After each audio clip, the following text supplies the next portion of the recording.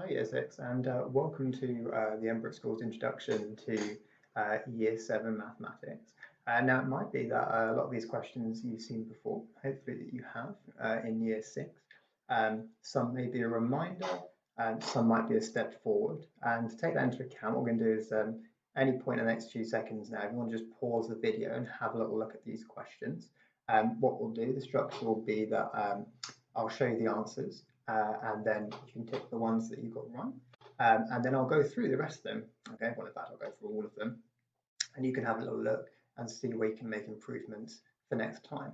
Okay, so we hope you find this useful. We'll carry on over the course of the next 6 weeks. So there'll be one video a week. Well, maybe two, because this will probably go into 2 parts. And hopefully, when you join us in Year 7, you'll have a slight advantage, perhaps, of where you would have been otherwise.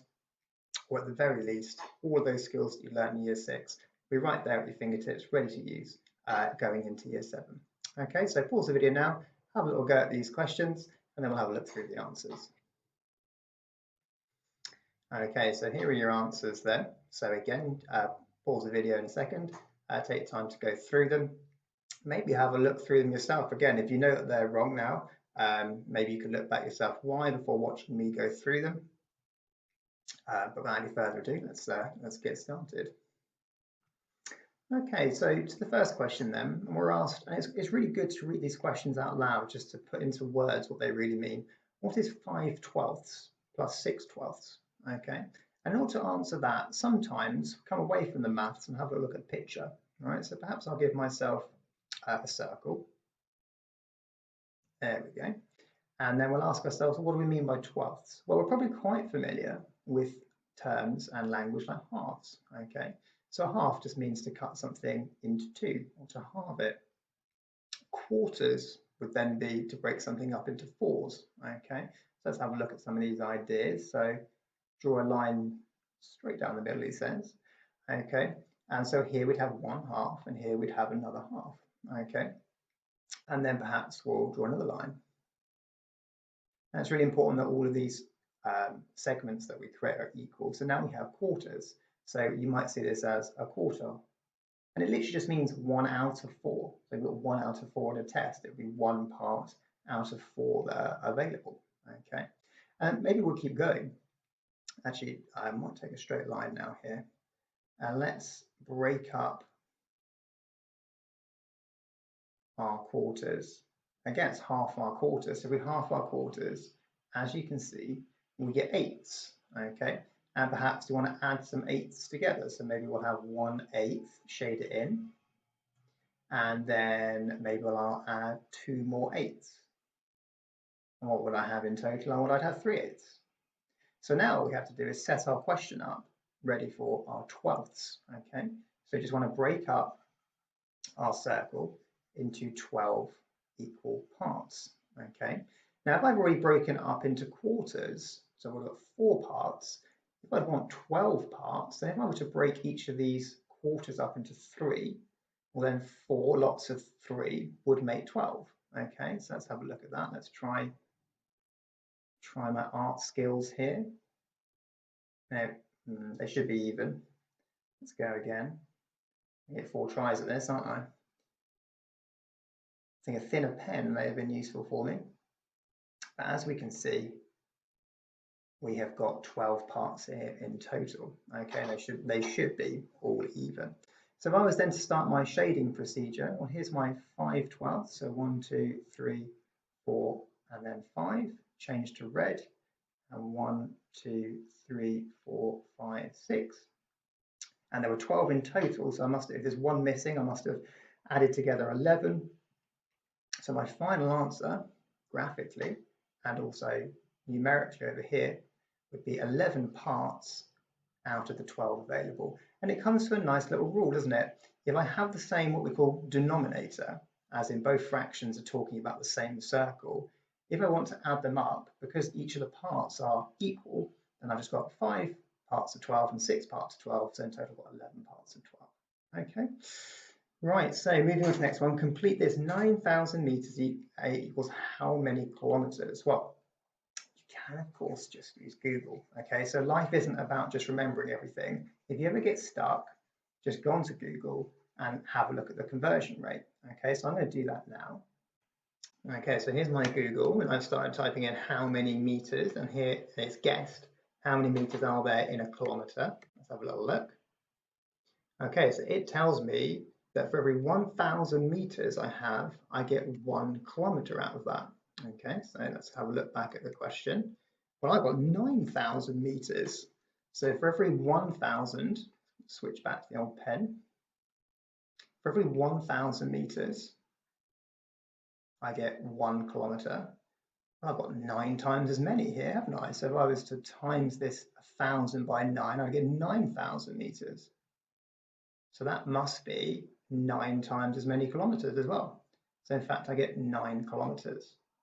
Okay, so if you're stuck with a question like that, have a little look on the internet, see what you can find. Okay, so next one, fill in the missing numbers. Now, a bit cheeky this question, because it doesn't tell you how much it goes up by each time, but we're going to have a look at the sequence and we're going to see if we can find any information. So here we have 2 consecutive terms in our sequence. What can we find from these? What do I have to add to get from one to the other? Well, as we can see, the first digit in the units column, that's not changed.